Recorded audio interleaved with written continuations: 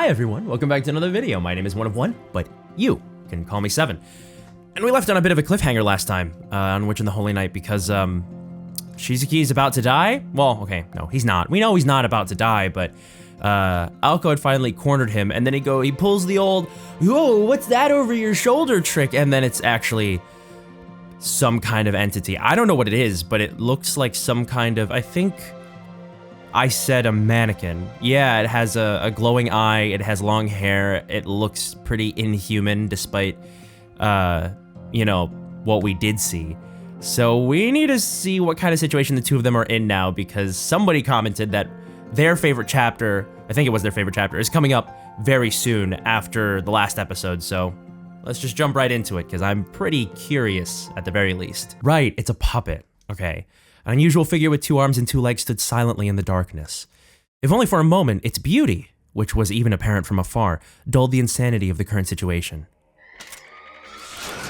Nice. Oh, this is sick. Ooh, wow. That's a, ooh. Go-go gadget extend. Oh, damn it. I didn't even extend. The utterly unknown threat made Aoko freeze on the spot. Avoiding it didn't even occur to her. Humans possess intelligence and knowledge, but when confronted with the unknown, they fail to process what to do and boom, oh no, I thought our boy was gonna help her. Okay, that's not good. That is in fact pretty bad. A shriek escaped Aoko's mouth. The magical attack crossed the 30-foot gap in an instant. The arm of the girl who had appeared at the rear of the corridor was slender and quick. It extended to a near impossible length, striking Aoko from behind. So how's our boy gonna help? Straight through the mirror. Aoko crashed into the wall as she fought back an anguished whimper. The attacker retracted her arm. I don't like that. I did not like the way that that looked. You gonna help? Sojiro sprang to his feet. He darted to her side and used all the strength he could muster to get her to her feet. Hey, this guy's not doing great either. He's gassed, and had almost resigned himself to dying, if I remember correctly. He could not believe how light she was. In Sojiro's mind, Aoko was an extraordinary individual. He'd expected that if he were to ever touch her, it would be apparent she was far stronger than he. But in reality, she felt about as heavy as you would expect a 100-pound girl to feel. Meanwhile, that thing continued to reel in its arm, as if it were some sort of mechanism. Having extended more than 30 feet from the elbow joint, it clanked as it returned to its previous shape and size. So it is like some kind of puppet android thing. Look at like you can see the ball joints and stuff. It's freaky. I don't like it. Are you okay? Are you for real? How can you even look at me like that right now? I was just trying to kill you. Aoko tore her hand away from Sojiro. Suddenly, she felt her knees buckle from under her, but Sojiro caught her before she had hit the ground and helped her to her feet. Don't push yourself too hard. So, do you know this thing? He looked back at the eerie shadow 30 feet away as it finished retracting its arm. Yeah, I fought one of its friends a while back. Aoko grabbed her lower back as she answered. Oh! What did it do to her? A searing pain shot through her. It's just a bruise. How can it hurt this much? It could have killed me, catching me off guard like that. Or maybe it can't kill from that distance? No. That can't be it. I must be missing something. Aoko tried to steady her breathing as she assessed the damage done to her back. The pain was quick to fade and her breathing returned to normal. For the time being, her motor functions were no longer hindered, which meant the real damage was elsewhere. That's not good. Ugh, I know, just shut up already. Blue light glowed across the gloom. The magical energy generated by her breathing was accumulating in her right arm. If magical energy was the fuel, the formula was the igniter. For Aoko, this was little more than a reenactment of 2 evenings ago. Next time the puppet extended its arm, Aoko would fire a magical bullet as fast as she could. A battle at approximately 30 feet. Mexican standoff? As long as Aoko could secure a 2-second window, she could create a counterattack to end their duel. It made its move. With its head tilted down, there was no expression to be seen, and in the darkness, its apparent age was impossible to make out. To the 2 humans, the puppet was not dissimilar to a faceless ghost. Its left arm slowly came up with a grinding sound. Its movements were dull, as if the joints were rusty. The right arm, which had been extended earlier, hung at its side. Though the puppet's mouth was hidden by its long locks, the sense was that it was smiling. It's changing it up. It's attacking from the left. Move it, Sizuki. Boom! Big arm, go-go gadget extendo! She threw herself into Sojiro and extended her hand. Its arm extended at that very moment. The timing was impeccable. In a single second, Aoko's snap bullet scored a direct hit on the puppet's arm, throwing off its trajectory and sending it crashing into the puppet's body with a violent explosion. Or at least, that is what would have happened had the magic formula been invoked. Oh, shit! Oh! Oh, her hair! She barely avoided being struck once again. That would have hit her in the face! When her magecraft failed, her intuition took over and she just managed to get away. She got me. She knew what I was going to do. She clenched her teeth in frustration, her thoughts racing a mile a minute. Fight or flight? It only had one arm left, which would take time to retract. This was the best shot Aoko had at defeating it. If she could evade the right arm just a fraction, she could get close enough to... Oh, nice. Is this meant to be Latin, I think? Cool. Cool voice. In slumber I live, in dirt I rot alone. Today's the day I died and was born. I come to you. That's what she says. A crackle echoed through the corridor. The poetic murmurs contained enough magical energy for a mage to perceive. The verse itself was Latin, but it contained hints of the language of curses, Gander. Originally, they were words meant to curse a hated adversary. However, my life is immortal, though my future was destroyed. I am a ghost. The definition of life is ethereal. I hate you, I love you, let us meet in a dream. The puppet was directing the words at itself. Curses beget curses. The victim calls down a curse on the assailant, creating a vicious cycle of negativity. The incantation was meant to do just that. However, this was ultimately a one-puppet show. An unprecedented source of power akin to auto-intoxication. As unbelievable as it seemed, the cycle of curses had been turned into a perpetual motion device. You've got to be kidding me. Isn't this overkill? Aoko abandoned the idea of digging her heels in. It was time to flee with all due haste. What do you think you're doing? Come on! She grabbed Sojiro's hand and ran as fast as she could, deep into the realm of mirrors. The crackling voice continued its murmuring behind them. Oh, my neighbors neglected me, not an innocent among us. We are all sinners. We are all sinners. Welcome to my house. We may die a muddy death, from dust to dust, gouge out my heart. Jesus Christ. Death be upon ye. Death be upon ye! Nice. Oh man, this is concerning and confusing. What is this? Who is this? Who's sent this puppet or marionette or whatever mannequin is scary, man. But how does it have this power? So the pain in her, so she's still feeling pain in her back. He's dragging her a line, or he's dragging him along. My spine is numb. I don't think I'm bleeding internally. She cursed inwardly at how much of a mess she felt, though. Unlike Sojiro, Aoko did not run into any transparent walls, thanks to not to superior sight, but rather preparation. She'd hammered the layout of the building into her memory. Good for her. You really okay? How can you tell? Because it's my body. One of the first things a mage learns is how to keep track of your body. It sounds really important, actually. Yeah. Because she's like the catalyst for the magic. Aoko's matter-of-fact answer contrasted to Sojiro's nervous questioning. The corridor grew shorter with each and every left turn. At first, they were able to advance in a straight line for about 100 feet at a time, but by now they were forced to turn a corner every 50 feet or so. Is that the one from the other night? Probably the same pattern at least. Whoever's behind it must be pretty wealthy to be throwing a valuable automaton around like it's a toy.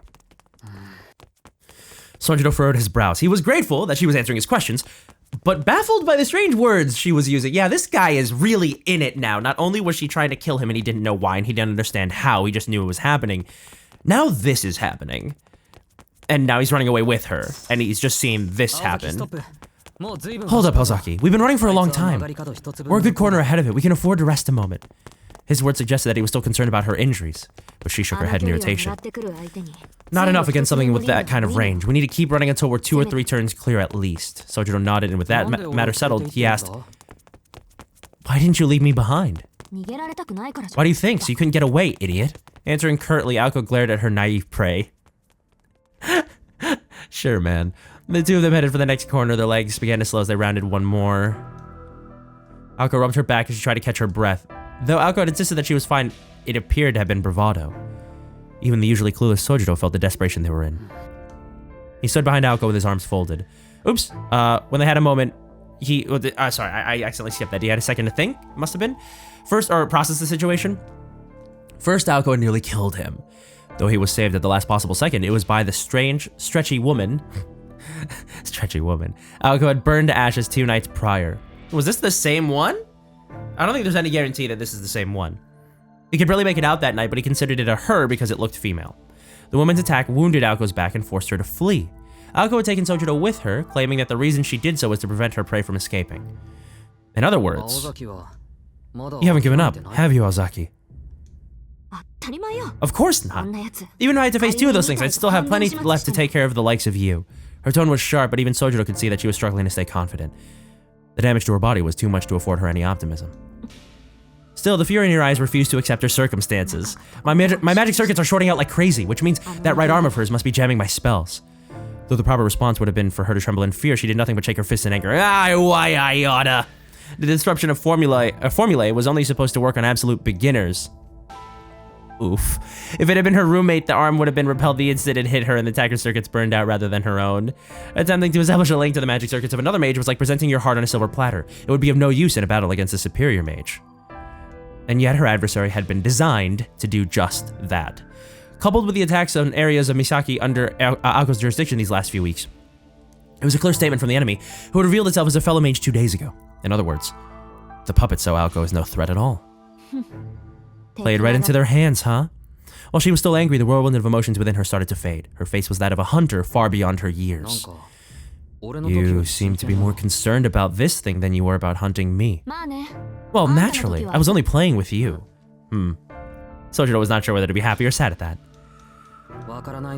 This is also confusing that I don't even know where to start, but can I just ask one question? Aoko didn't respond. Her eyes were focused on the darkness before them. The silence was heavy, and the darkness was like a noose closing in on them. But Sojiro continued in spite of her indifference. Are you going to kill her too, Aozaki? A stillness fell over them. It was as if the gloom was pulling them in. No response.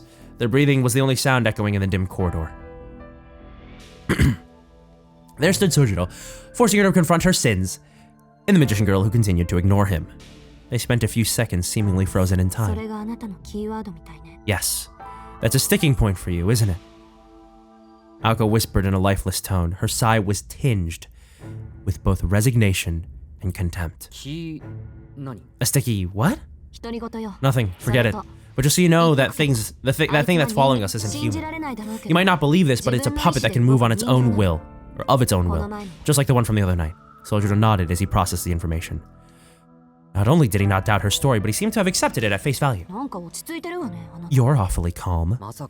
No way. I have no idea what's going on, so I'm trying not to think too hard about it. The part about it being a puppet isn't too surprising to me, though. What? Are you saying you've seen one before? What do you mean? Aren't all puppets in the city like that? What? Good job, buddy. She stopped herself from falling to her knees. Of course, how could she have forgotten she was dealing with a bona fide natural-born moron? As a student who transferred from the isolation of the mountains like an endangered species, his utter lack of common sense rendered anything miraculous as mundane. If automobiles were moving hunks of metal, then moving puppets were nothing to write home about. Wait. That meant, to him, the incident from the other night hadn't been extraordinary at all. He might have even assumed it was an everyday occurrence in the city. I give up. You know, I'd really like to get a look inside your head someday. I honestly have no idea how you've made it this far in life. No wonder you're such a weirdo. Normally people wouldn't react the way you did when I attacked you. I could have been a monster or a ghost, but for you, it was just another new fact of life. I'm starting to feel like the real moron here. Her straightened face returned to normal for a moment. It hit her. There had been another way to handle this without anyone getting hurt. But the damage had already been done. There were no do-overs in life, nor should there be. Her own mistaken assumptions had sent that situation spiraling out of control. But now that Sojiro was involved, she had to make sure that her secret was safe with him. Damn, oh man, that sucks. That sucks for her to realize, you know what? This didn't have to be like this. This really didn't have to happen the way it did. And yet, here we are. And now he really is involved. Even if there had been another better option, that ship had sailed. Human relationships were ultimately driven by mutual misunderstandings. They were like tapestries, woven from mismatched intentions. Oh man. Look at the two of them go. Jesus Christ. Oh, it's so stressful. This sucks. But it's also really cool and interesting. I like this dynamic. Break time was over. There stood Aoko Ozaki and Sojiro Shizuki. Their first ever idle conversation had come to an end. Not that they had a choice in the matter. It was a jarring murmuring from around the corner that cut it short. Yeah, we're still going. Somebody save me. Something, something long since perished. The enemy was just around the corner. Visible in the mirrors parallel to it. We don't have time for this. We need to keep our Huh? Ooh, magical bullets. Oh, ricocheting magical bullets. In contrast to Aoko's elegant blues, its lights were a malicious red. Gander shots. There was a momentary flash of light before she even extended her arm, but the instant she saw the enemy, her dormant feelings erupted once more. You're a real pain in the ass. Oh, nice. Okay, good. She channeled all of her pent-up anger and shunted it into her right arm. The fog that filled the corridor was no magical weaving, but rather a barrier of raw energy. Oh, she's gonna, what's the word I'm looking for? She's gonna run out really quickly if she's not careful just using raw energy like that, I think. It was equivalent to setting ablaze 3 buckets of gasoline to create a wall of fire in the hope it would stop an arrow in flight. Yeah, she's desperate. If the puppet had attacked with its arm, it could have pierced such a wall easily, but because it had loosed curses with no definite form, the wall of energy repelled the attack. There you go. While it was a huge waste of magical energy, it was the only means Aoko had to protect herself at the very moment. Unfortunately. Its protection was reserved for Aoko alone. Sojiro held his hand to his mouth. While the curse had been weakened to the point where Aoko could no longer feel it, it had plenty of effect on Sojiro, who was not a mage. As if it understood this fact, the puppet turned its gaze from Aoko to the unanticipated human behind her. This has nothing to do with him! Oh, boom! Enraged, she swung her arm forward once again. The blue light formed a wall to block the gander for a scant few seconds. It was enough of an opening to exploit. Just as Aoko was forming the wall, the puppet pointed its right arm at her face and... This apparently does have something to do with me. Time to run. Before the rocket of death could be fired, Sojiro scooped her up into his arms. How he mustered the strength to do so was a mystery, but he turned his back on the puppet and took off running. Oh man, it's toxic. I love it. He was a nimble sprinter, resembling a deer leaping across obstacles. Sojiro rounded 2 more corners, ignored whatever complaints Aoko was making, and eventually stopped in the middle of the 2nd floor. He set her down. All right, I bought us enough time to rest a bit. Sojiro's shoulders heaved as he caught his breath. As light as she was, running while carrying someone else would make anyone winded. She looked up at him in incomprehension. You had that much stamina all along? Then why? It made no sense to her. If he had the stamina to pick her up and run, surely he could have stood up and escaped when he had been downed earlier. Oh, that time I had given up. His words were unfiltered as ever, though right then, fighting for their lives, he lacked some of his usual absent-mindedness. But why? Who knows? I've forgotten already. Though he may have turned away because he regretted saying it aloud, his words spoke volumes. For some reason, it pained Aoko to see him like that. Also, Aozaki, I'm suddenly feeling really ill. Was it that red light? Yes, a form of magecraft. They're called gander shots. A curse that originated in Scandinavia. It has no effect on someone with magic circuits like myself, but you're defenseless against it. I see. It doesn't work on you. Then that arm is the only thing that poses a threat. Aoko had no idea why he was relieved, but she gritted her teeth and fought down the urge to snap at him. There was no use in yelling at a time like this. Above all, she felt that it would have been petty in the extreme to voice her annoyance right now. See, she is a good-ish person. She has, like, good sensibilities. She's nice, anyway. She cares when it counts. The extending arm is the only thing I have to worry about, so it's not that tough after all. This time, it was not false bravado. Such an enemy would normally be a breeze for Aoko Aozaki. But her shameful negligence had led to disruption of her magic circuits, making her even less formidable than her enemy. At this point, Aoko had no way of attacking. The only option left to her was to wait for it to expend all of its magical energy, but its perpetual curse mechanism made that a non-starter. This game of tag would not end until one of them was dead. She realized that she was in the same position that she had cornered Sojiro in earlier. Oh, the irony. She glanced at her right arm. She could not imagine how she had gotten into such a mess with her magical energy at more than half of its capacity. This had to be karma for having enjoyed toying with Sojiro earlier. Maybe there is a god after all.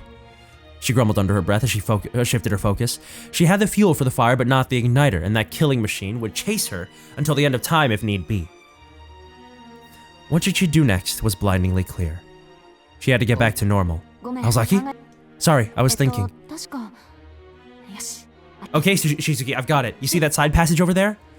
Aoko pointed, but he could see nothing but the walls of the corridor. For one thing, the floor had nothing but left turns, and Aoko was pointing right. I think that said right. I might have skipped it. At the center of the 2nd floor is a stairway down to the 1st floor, which I destroyed earlier so you couldn't use it. But there's another path that leads to the right, like this place is taunting you by design. It's a secret shortcut that only the hardcore fans know about. If you search carefully, you can find a way to the stairs down to the 1st floor. Now do as I say and go on without me. Aoko turned her back to Sojiro and started walking.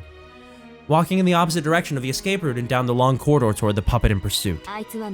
That thing will kill anything it sees, so I have to destroy it here and now. It's okay for two mages to fight each other, but dragging normal people into the conflict is strictly forbidden. I'm the target. So this is the best outcome for everyone, don't you think? If Aoko won, the puppet would be destroyed. If Aoko lost, its objective would be complete and it would shut down. Either way, them going their separate ways would mean Sojiro survived. This is what Aoko meant, though she explained it as if the events were happening to two totally different people. If you're lucky enough, you'll make it back to the gate in one piece. So, see you tomorrow then. Matashitane, I think that's what she said. Even Sojiro could tell she was just trying to act tough, but she had already disappeared around the corner by the time he thought to stop her. Oh boy, okay. Okay. Well then. Mentally, Aoko bemoaned the disaster she was in. The quality of this puppet was on a completely different level compared to the one from the park 2 days ago. An auto-incanting perpetual motion machine was a rarity in and of itself, but this puppet was also equipped for battle with its extending arms and gander-projecting crystalline eyes. It was a first-class product that, if put on the market, would sell for hundreds of millions of yen. Although that was only when factoring in its value as an antique.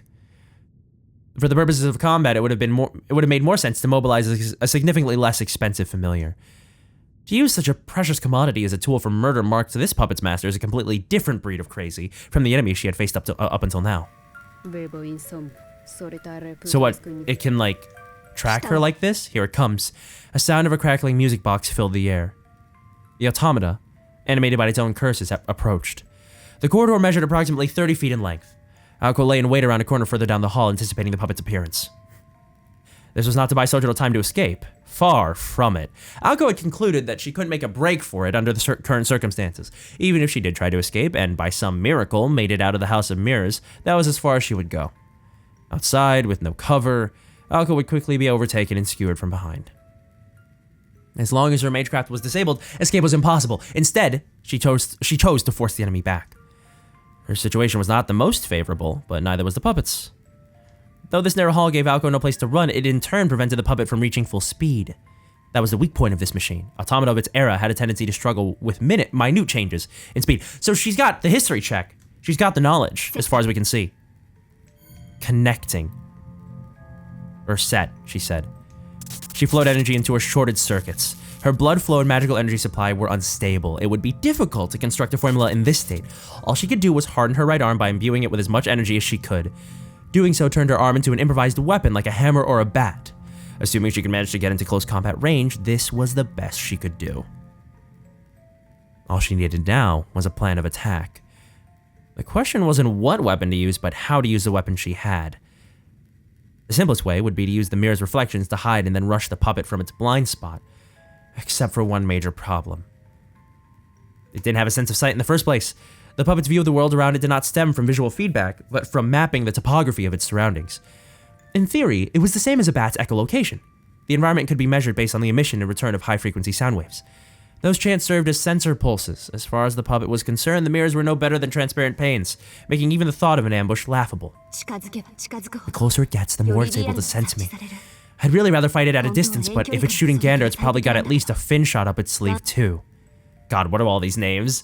Gander was Scandinavian in origin and considering its simplicity highly versatile. It was the most effective at impairing its targets held by sure, man. As a single-action magecraft, it was limited to only causing illness, but there was a secret technique said to be the greatest mastery of the Gander shot, the fin shot. It could do more than cause simple illness. It was a deadly curse that could stop the heart. The wound on her back set her nerves on fire. An unarmed girl and a deadly automaton. It was clear that she was the one destined for death. She considered her slim chances of survival when... Oh, this feels really important. A vision sent chills down her spine. Quietly, using everything she could to clamp down on the feeling, Aoko faced her all too familiar illusion. She clenched her teeth to keep them from making a deafening clatter, but there, the sensation of fingers crawling up her neck. Behind her, the specter stared and laughed. This alone made Aoko want to bolt. On top of it all, when Aoko tried to mentally simulate the coming fight, she estimated a 2 in 10 chance of dying in the first 5 seconds. 20%. At times, her predictions were harsher than reality.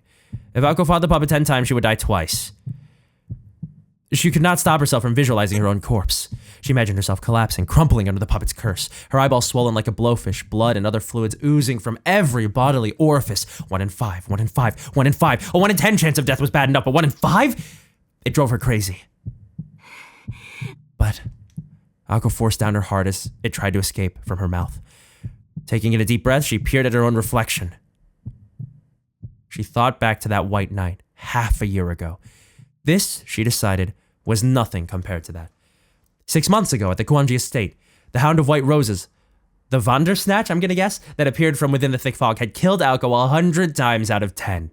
There we go. A dark curse shattered Aoko's daydream. It was only 30 feet away. The puppet rounded the corner. Either side stood in the shadows, their forms indistinct. Gander shots? Yeah. The puppet gave no warning. Without preamble, it swiftly fired a Gander barrage. Just as Aoko planned, the curses fizzled out as they hit her mist-like barrier of magical energy. The protection will only last a few seconds, giving her just enough time to... There we go. Extendo go-go gadget. Come on! Its stretchable spear sprang toward Aoko's face. Bingo! Bingo! I like that. The lethal weapon grazed her cheek. All her experience analyzing puppet attack patterns gave her the wherewithal to evade the attack by a hair's breadth. It was one thing if a puppeteer were pulling the strings, but autonomous dolls had their limitations. Aoko had bet everything on this killing machine following a predefined template. The puppet would use a given attack for a given range, and she could adjust her tactics to that. Boom! This is sick, actually. The animations are fun. Now's my chance. Before its arm had a chance to fully retract, she charged the puppet. It was a risky gamble, but her overall chances were slim to begin with. The scales tipped in her favor. If her predictions were correct, there were 2 ways she would die. One was from a fin shot fired at that range. It looked human for a second there. And the other was if the puppet's attack pattern was beyond her ability to foresee. Instantaneous mass transfer, otherwise known as mass displacement. Immediately after Aoko dodged the puppet's arm, something smashed into her abdomen. Ow. Ow. Ouch. The head-on collision from its shoulder felt like a rocket, but where had the ability to propel itself come from? Puppets like this were not built to have the ability to jet around like that. It's kind of reminding me of Aegis a little bit, I don't know why. From Persona 3. Doing everything in her power to stay conscious in spite of the pain, Aoko could just make out what had happened. It wasn't propelled, it was pulled. Yes, the puppet's arm had not returned to its body, it was lodged in the wall and reeled itself in from the other direction. It can do that? Swallowing her surprise, she hastily pulled herself back up. Her abdomen, specifically her diaphragm, had been dealt a significant blow. The attack left her disoriented. Thankfully, the puppet was surprisingly lightweight. Her bones and organs were intact, and she had sustained no life-threatening damage. She was having a hard time breathing, however, and she was shaken, though she managed to keep her calm. In another 2 seconds, she'd be back on her feet. No, that was 2 seconds too long. She told herself to calm down, that she was already calm. She'd only briefly lost her bearings, but she was fine. She could recover her breath and her vision later if only her body would move. It's starting to curse again. Above her, Aoko could hear the warp noise of a powerful force. Come on, legs, move. We've got to get to where? She could once more feel the touch of death. Grant to salvation, grant to salvation, grant to salvation. The puppet was so close that Aoko could reach out and touch it. That also meant that it could reach out and kill Aoko. I need to get my right arm into its blind spot. Oh, it's like they pulled each other so close, and one of them, they're gonna pull each other onto their swords, is what it feels like. By intuition alone, Aoko rolled over to the puppet's right flank. Its arm was still embedded within the wall. From here, it could not attack. She had made the right decision, and her dizziness faded. More curses, cast off righteousness, lay piety to rest. We beasts are meant to consume each other. Life is but a decoration. Throw away your intellect, pain powers the mind. Aoko pulled herself back up. It was her turn. What? Oh. I don't like it. I hate that. It was only an instant. Within this labyrinth of mirrors, she saw an image of herself. Oh, it looks like her. Yeah, it does, yeah. Boom. Is it her or is it Aoko? I can't tell. Boom, boom, boom. Big explosion. A blinding, brilliant light flashed. Lacerations appeared across the walls. At the last moment, Aoko managed to thicken the magical energy running through her veins into a primitive form of magecraft resistance. It just barely saved her life from what must have been the puppet's ace in the hole. The puppet bore a striking resemblance to Aoko. This powerful curse was not satisfied with stopping Aoko's heart, but destroying her entire being. Aoko did not even have time to be shocked. This was her chance for a counterattack. The puppet's balance was unsteady, its right arm still embedded in the wall. Aoko prepared to give its defenseless body a strong kick, but her knees buckled and she collapsed into a heap on the floor. Shit, it just keeps going.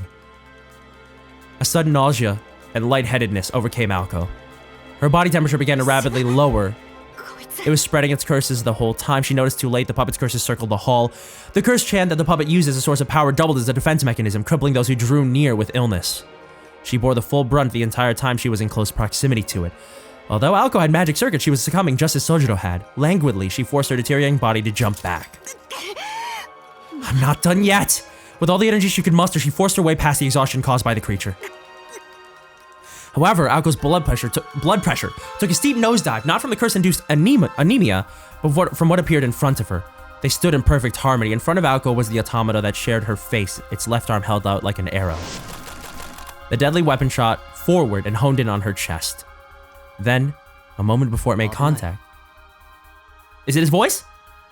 Watch out! Did he say it? Did he? The moment she heard that fearless voice completely out of place in this storm of violence, Aoko's body was pulled forcefully to one side.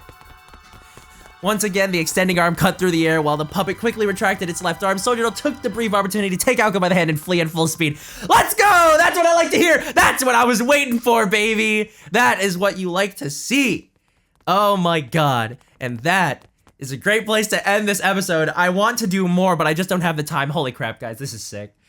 I love it. It's so dramatic. It's so, like, dangerous. You can feel the desperation and also not knowing anything about this world, the magic system, and how I'm supposed to conceptualize the combat between these two, the automaton and Aoko. Oh no, I'm just really digging it, and I can't wait to get the lore dump, the expedition later, but, exposition. But for now, I hope you guys enjoyed that. I definitely did. And I'll see you guys in the next video. So for now, have a good rest of your day, and I will see you soon. Bye.